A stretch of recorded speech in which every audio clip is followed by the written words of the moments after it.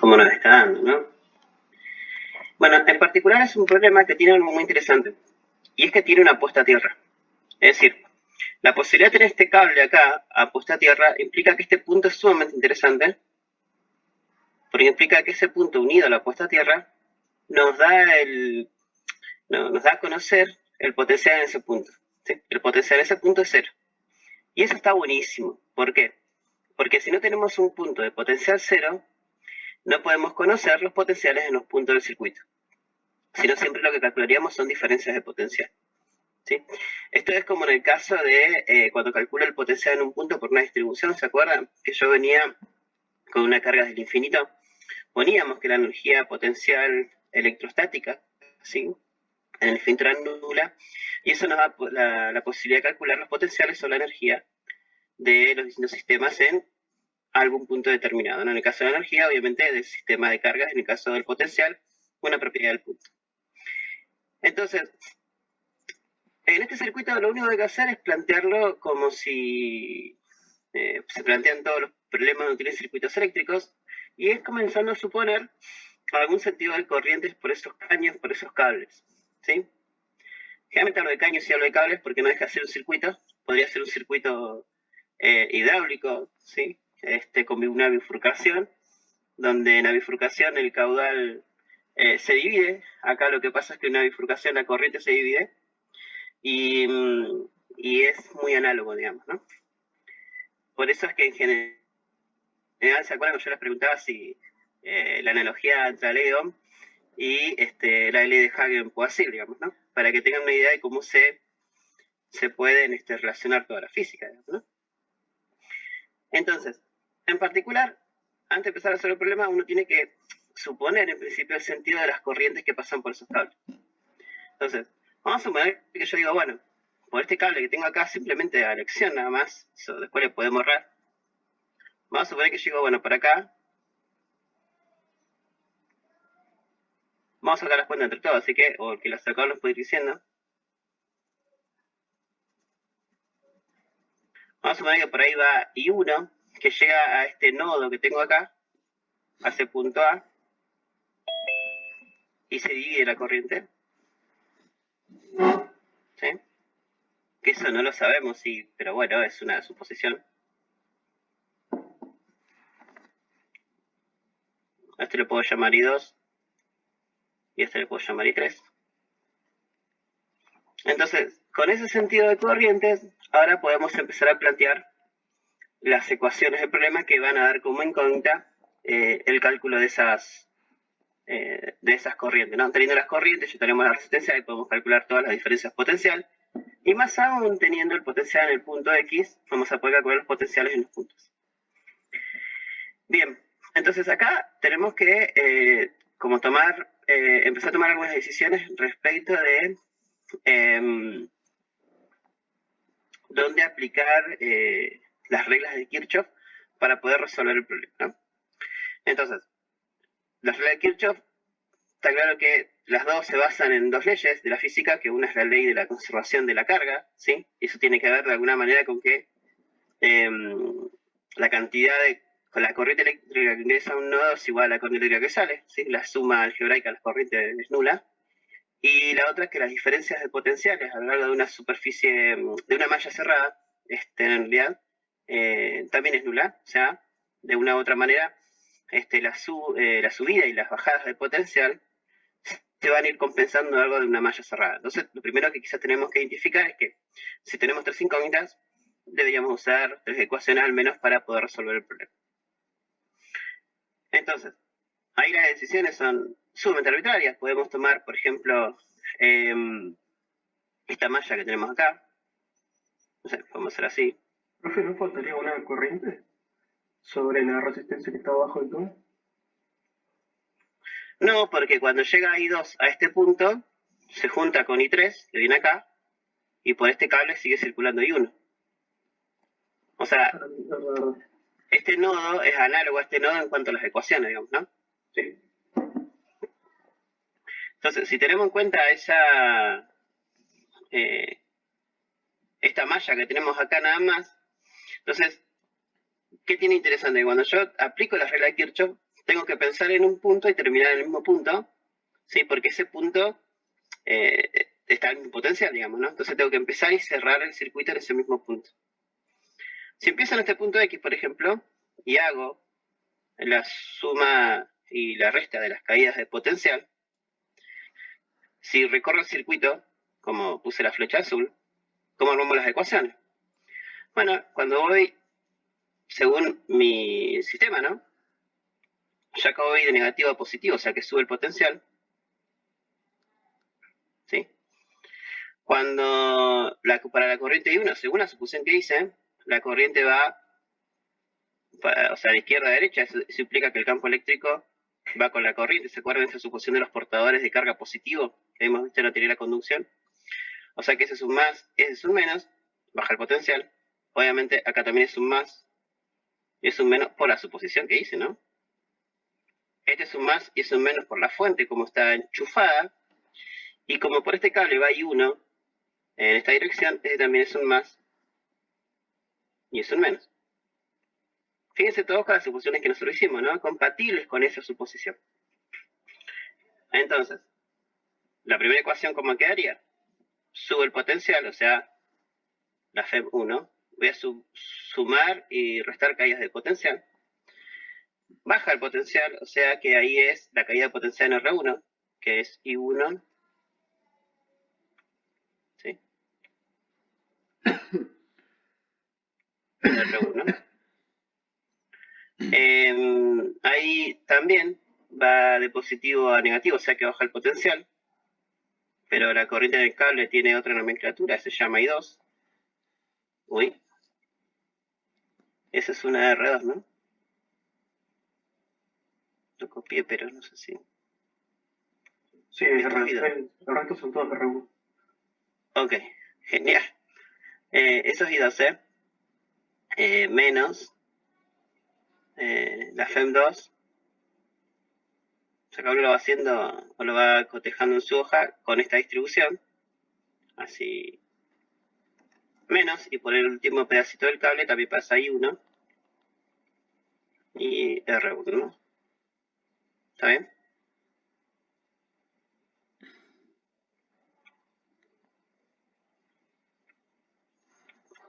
Igual a 0, ¿no? Porque encontramos el mismo punto, ¿no? Llegamos acá. Bien, entonces, ahora lo que podemos hacer es tomar otra malla para hacer otra suma. Podemos tomar esta malla y recorrerla así.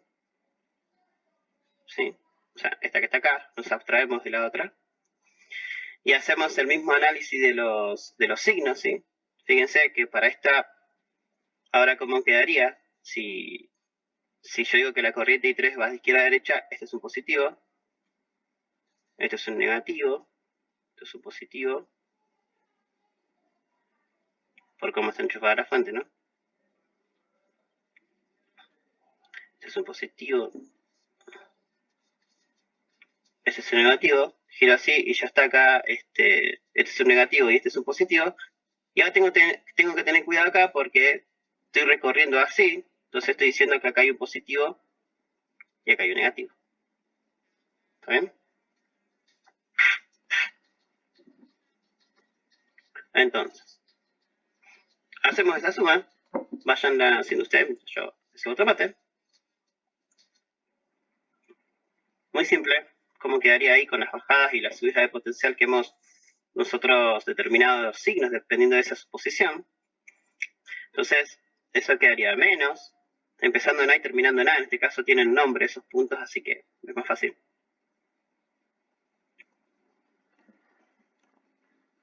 Menos I3 por R1.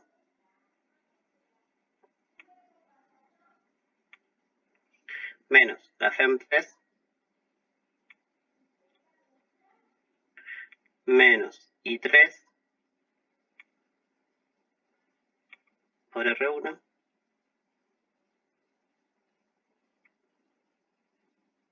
Más,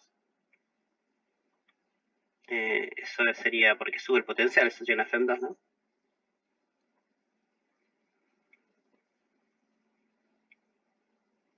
Más I2, porque por el cable del medio pasa I2, así le llamé.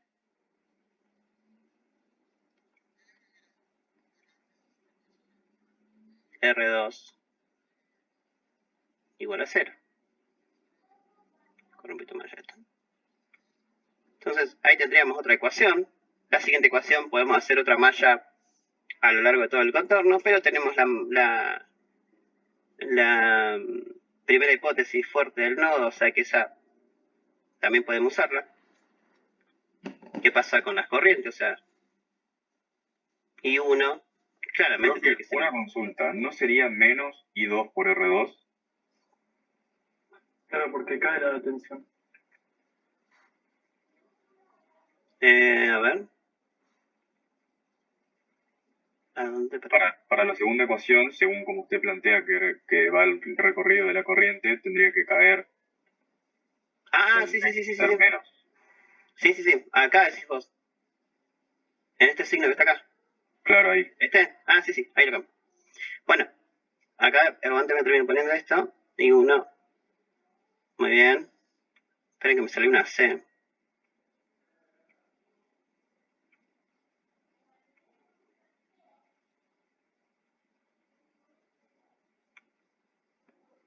Tienen que borrar acá.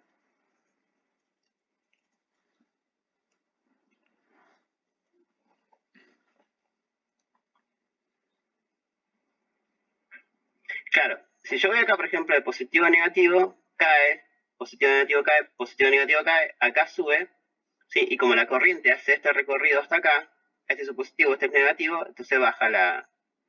Está muy bien la observación. Bien, ya está, no tenemos más cosas para hacer ahí.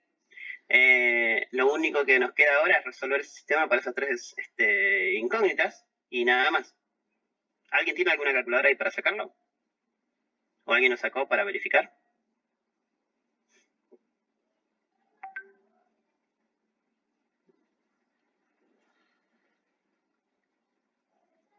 Yo lo voy a estoy resolviendo, pero no lo hice todavía. Ok. Pero no lo hice todavía. Ok. Bueno, simplemente sacar esa cuenta que tenemos ahí. Y nada más, ¿no?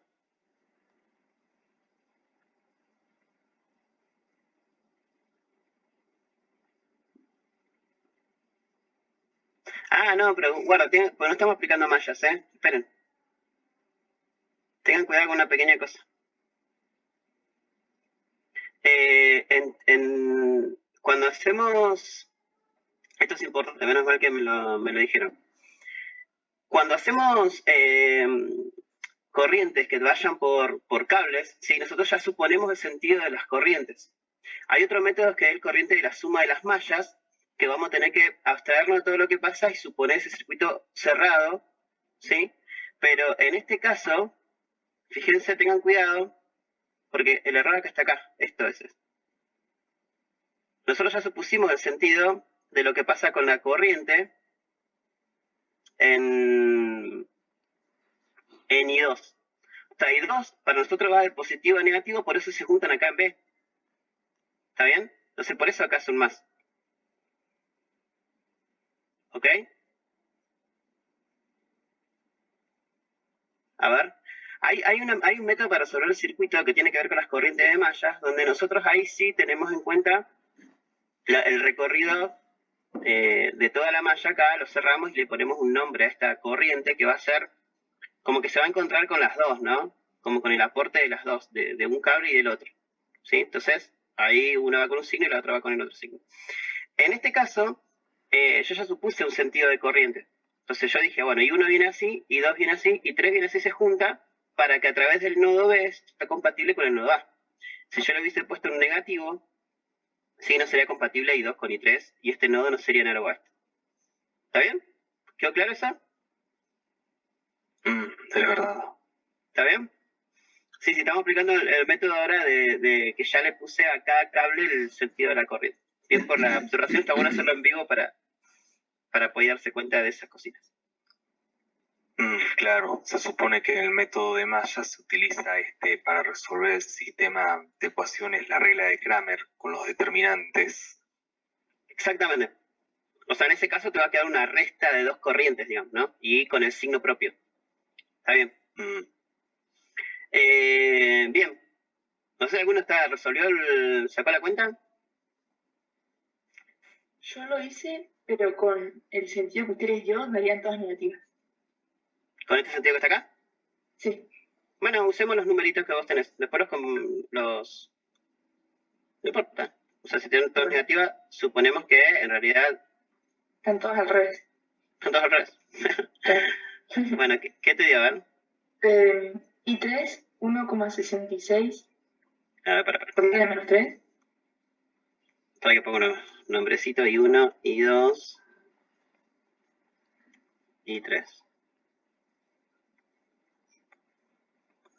O sea, hacemos un sistemita de 3×3. ¿Cuánto te da? A ver, ¿I3? 1,66 por 10 a la menos 3. Ponémelo en algo más lindo. Alguna fracción o algo así.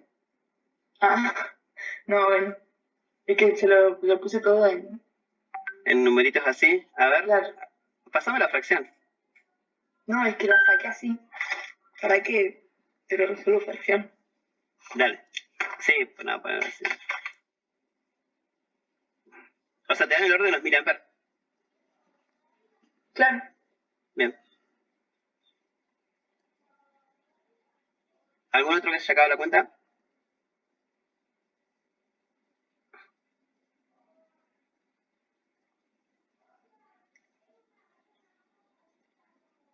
Yo lo había hecho, profe, pero supuse el sentido contrario a lo que supuso ahora las corrientes.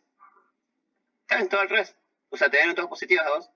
Según lo que me comentaba acá la compañera. Hay una que me dio negativa, de hecho. A ver, espera. Voy a sacarlo. O sea, ese... ¿Cuánto vale? Me dicen los valores C1.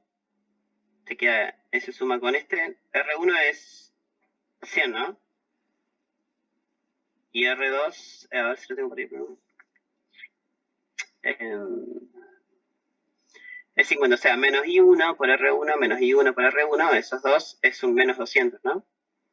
Que queda de este lado. Entonces, el primero queda menos 200, menos 50, 0, 2, ¿no?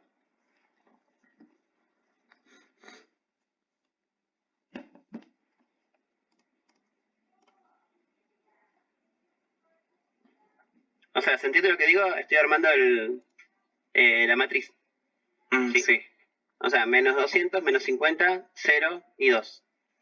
Este me queda 0 en I1, queda 50 en I2 y menos 200. Y queda del otro lado... E3 con E2 tienen el mismo número, ¿no? O sea que eso te queda 0. Bien. O sea que queda 0, 50, menos 200, 0. Acá tengo los valores, ¿se los digo? Y 1, menos 1, menos 1. Va a ver que este es falso, ¿no? Menos 1, menos 1. Bueno, me da, a mí me da la I1, menos 1 sobre 120. No sé, comparemos, a ver.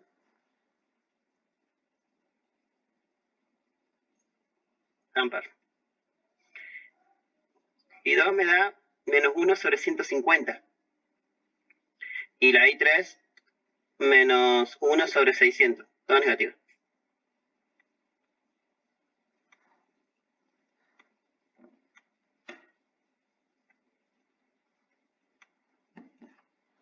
No sé. Comparemos estos resultados a ver si... Esto es lo que me da a mí la calculadora, sino súper rápido. Sí, a mí también. Está bien. Y en vivo, ¿eh? Así que... Es como que estoy sentado con ustedes en el aula haciendo el problema.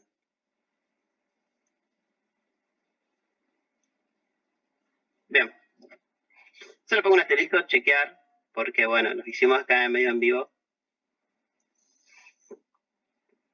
Bueno, el inciso B del problema lo que nos dice es que hay que calcular la diferencia de potencial B a B. ¿Sí? Bueno, eso es relativamente fácil porque antes de eso lo que podemos hacer nosotros ya supone poner bien los valores y los signos de las corrientes, ¿no? O sea, en realidad, sacamos todo.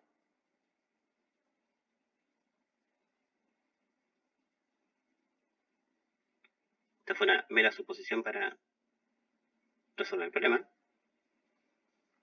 ¿no? Y en realidad,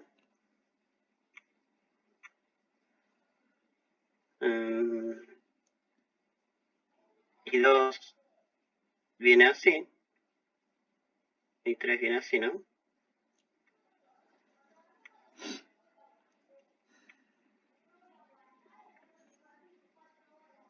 Y 1 viene así.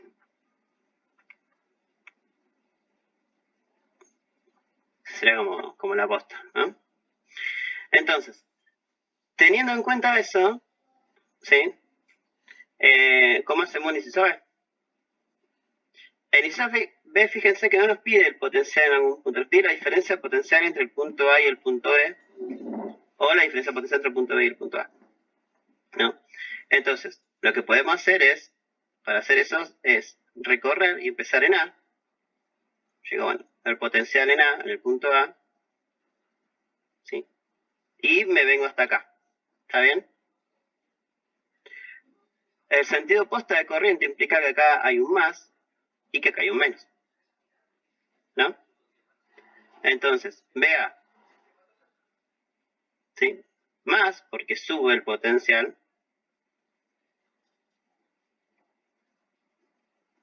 y 2, ¿sí? Por R2, ¿no? Menos, porque la fuente sigue enchufada así, ¿no? Cae el potencial, menos E2,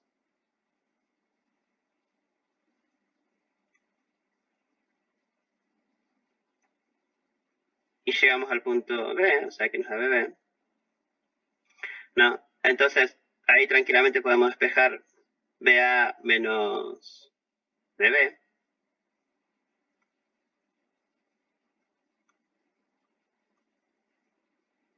Si lo hubiésemos hecho al revés, nos da el mismo número, pero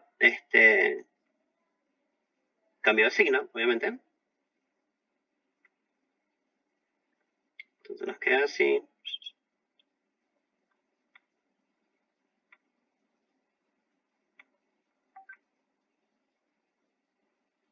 Tengan en cuenta que ya asumí el signo de la corriente, ¿no?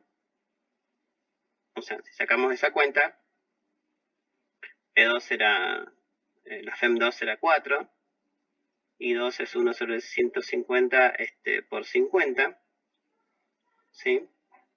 Si sacamos esa cuenta, y 2 será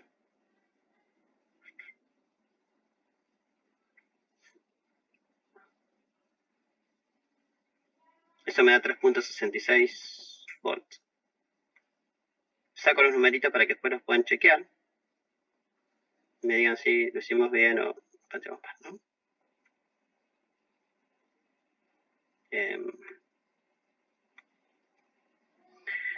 Está bien.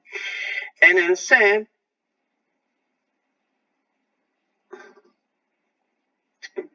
¿qué está pasando en el C? Dice, bueno, compare la potencia entregada por las fuentes con la disipada en las resistencias. Bueno, simplemente ahí tenemos que hacer una comparación, digamos, ¿no? Luego, a ver si hay otro más. Determine los potenciales en los puntos A y B. Bueno, fíjense que esto está bueno porque si yo quiero calcular el potencial ahora en el punto A, por ejemplo, ¿sí? En C se los dejo porque es simplemente comparar. En el D, fíjense, es interesante porque nos pide calcular el potencial en el punto A. Esto lo puedo hacer, ¿sí? Porque tenemos un punto particular en todo el circuito que es de potencial nulo, de potencial cero. Y es el que está directamente en el punto X, ¿sí? Entonces, lo que podemos hacer es directamente usar eso para calcular el potencial en el punto A. Yo digo, bueno, el potencial en el punto X, que es mi referencia ahora, ¿sí? Voy así ahora, ¿está bien? Hasta ahí. Subo el potencial, porque tengo la fuente, y mi corriente, ¿sí? Viene acá, de positivo a negativo, ¿sí? Entonces, me está subiendo el potencial. Ya tengo el signo puesto ahí, ¿no? Dejo los signos acá de lo que calculamos por el supuesto anterior, ¿no? Ese era I1. Uy. ¿Sí? Y esto es igual al potencial en el punto A, porque no tengo más nada. Ahí llegué al punto A. Y como este es mi referencia, el potencial igual a 0, ¿sí? Yo voy a poder calcular el potencial tranquilamente del punto A. Y como puedo calcular el potencial del punto A, también obviamente puedo calcular el potencial del punto B. Verifiquen, porque uno podría haber hecho y recorrer el circuito desde cualquier lado, digamos. O sea, podríamos empezar acá y terminar acá. Yo hice esto, ¿no? Para ir más rápido. ¿Sí? Yo hice de acá, empecé acá y terminé acá.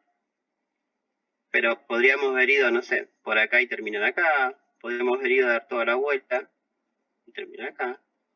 ¿Sí? Da igual. ¿Sí? Y por último, no sé si hay algo más. Calcula la energía disipada en R2 en 1000 horas de funcionamiento. Bueno, nada, el problema apunta a que uno calcule la potencia que se disipa ahí en R2. ¿Sí? R2 está acá. ¿Sí? Es la única que se llama distinta, digamos, ¿no? Por R2 pasa I2, o sea que la potencia ahí es I cuadrado por R, o sea I2 al cuadrado por R2. Eso, cuando lo sacamos la cuenta, nos da un watts. Y ahí lo debemos multiplicar por las 1000 horas de funcionamiento y obtener el resultado final, que lo podemos expresar en joule. O en kilowatts hora, que es otro número para la energía que se disipa en R2. Bien. ¿Alguna duda con cómo planteamos el problema? No sé si les dio a todos parecido, si lo resolvieron.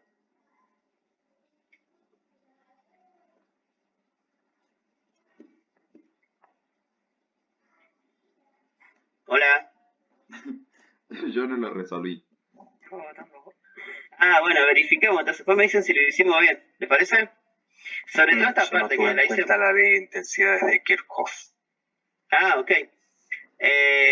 Sí, lo puedes calcular con las otras, porque tenés otra malla cerrada, digamos, así que no hay problema. Está bien. Yo lo hice. Pues ahí no tendrías como mucho problema, digamos, ¿no?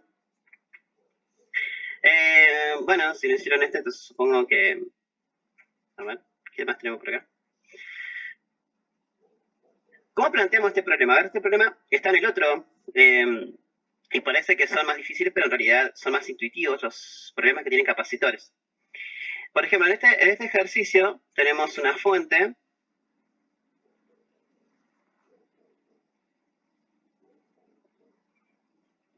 Tenemos una fuente que tiene su negativo y su positivo, ¿sí? Y es re importante leer el problema. Y tenemos un interruptor. Entonces, más allá de lo que diga el ejercicio, ¿qué cosas podemos saber de cuando hay un circuito que tiene capacitores?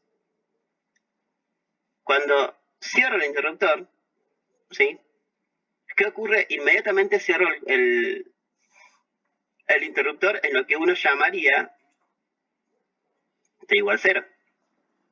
¿Se descarga? ¿Se carga el capacitor?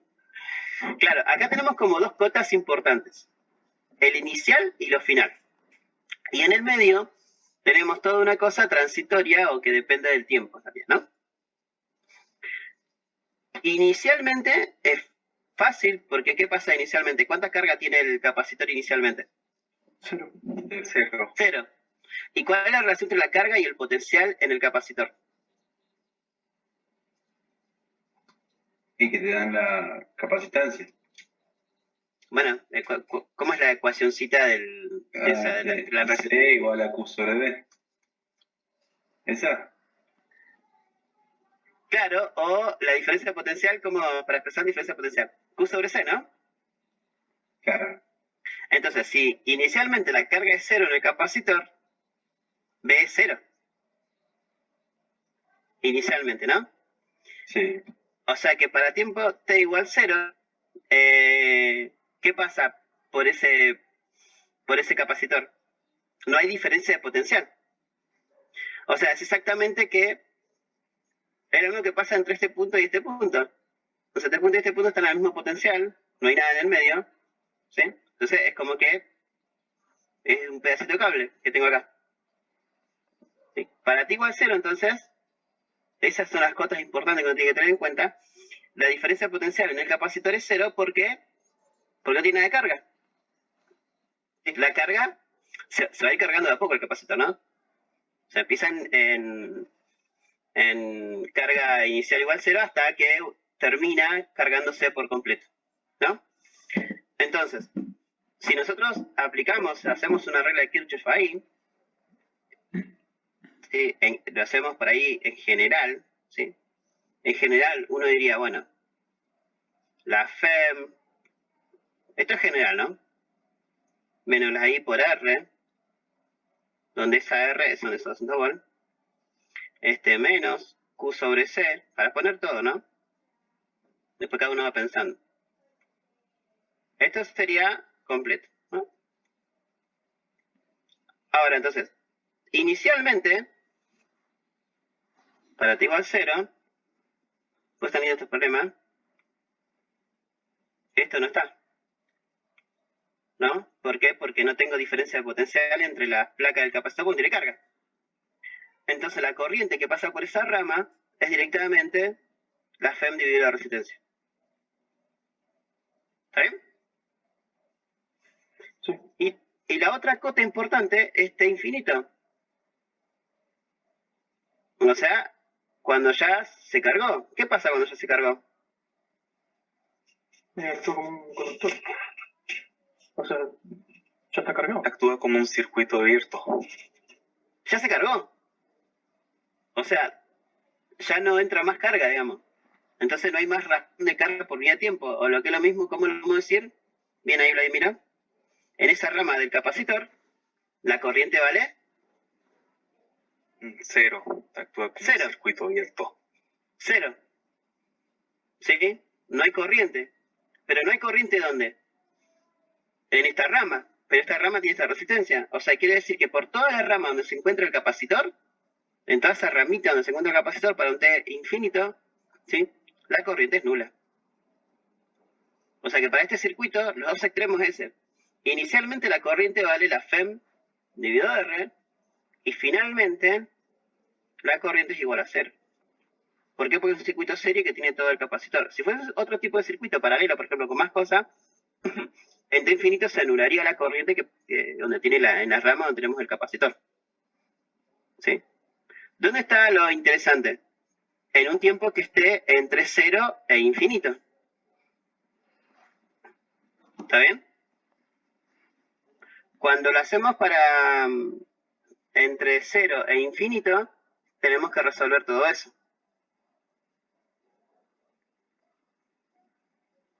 ¿Sí?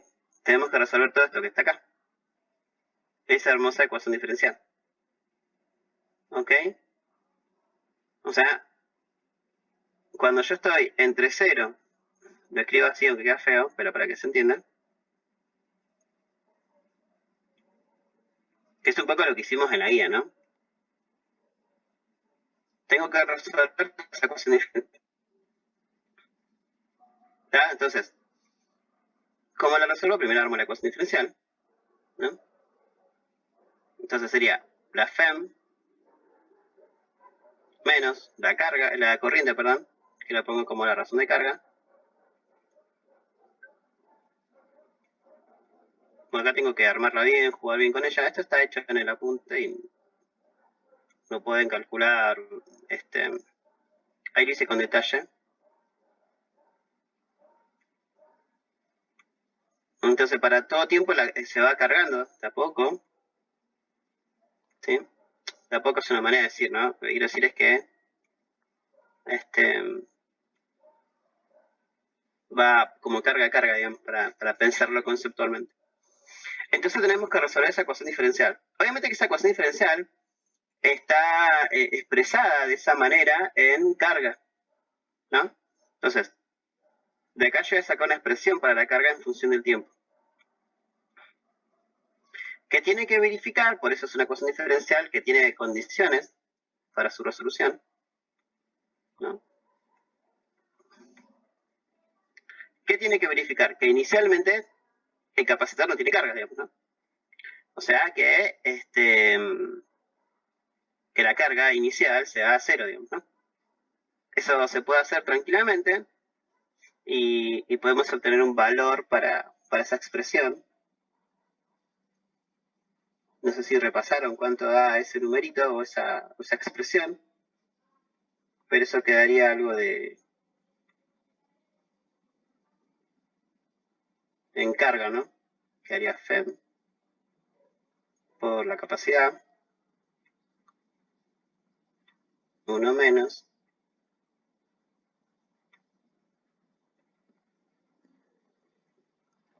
la exponencial elevado a la menos T sobre RC. Chequen todo. Sí. Por supuesto.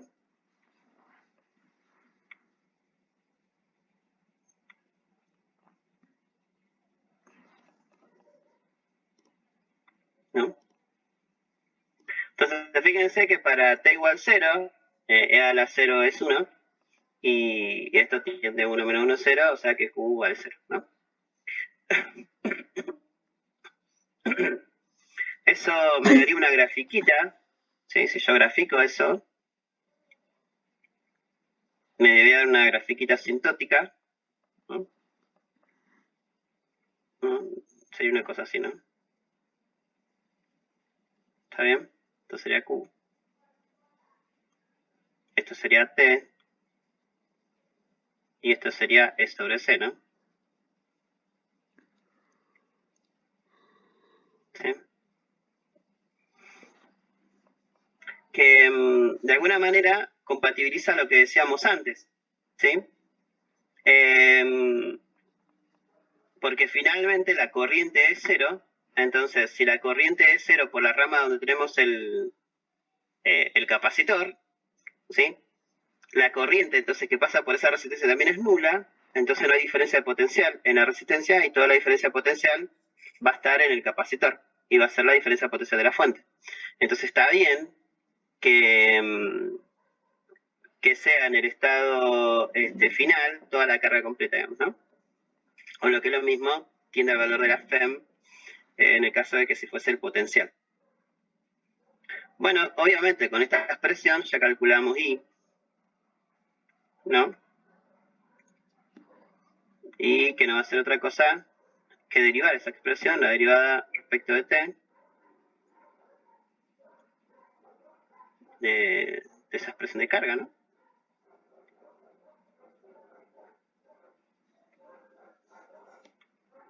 ¿Sí? Bueno, si hacemos eso, nos queda una expresión de I en función de t, que también tiene que dar, nos tiene que dar la misma interpretación física, ¿no? Si hacemos esto, nos queda la FEM dividido R. Son muy intuitivas las expresiones.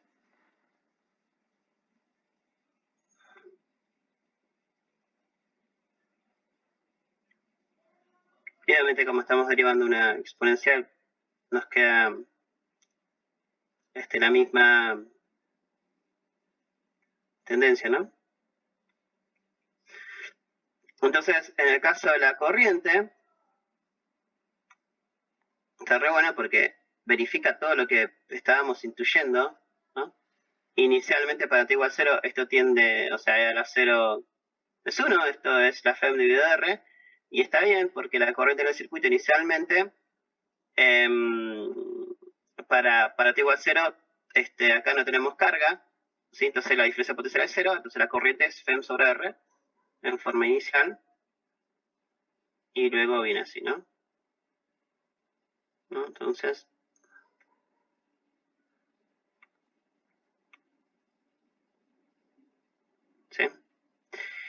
Y para un tiempo muy largo, lo que discutíamos antes, y tiende a ser 0 en la rama, o en este caso en todo el circuito, ¿no? Bueno, entonces, de esa manera uno trabaja, es como que en esta zona uno tiene más cuentas, obviamente, y uno arma la ecuación diferencial respecto de todos los elementos que uno tenga en esta rama, ¿sí? En esa malla, o sea que depende del circuito, yo voy a ir armando una malla para poder, de última,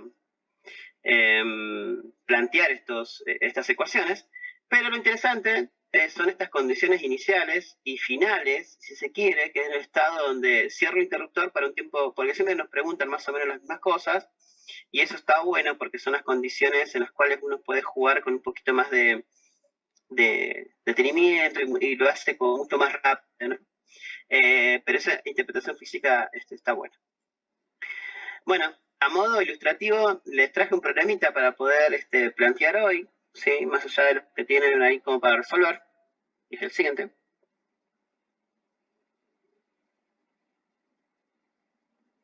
Ahí está.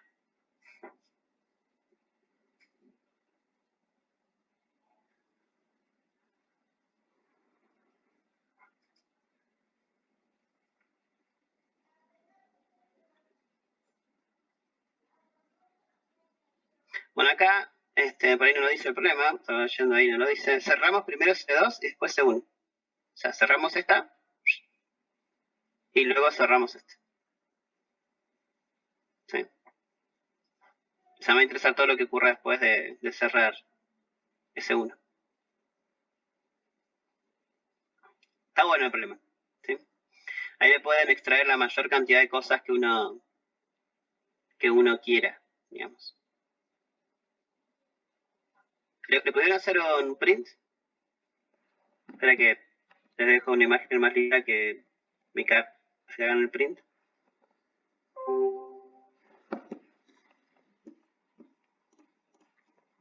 Esta, profe. ¿Quién se fue? Miren que lo reviso, ¿Quién se fue?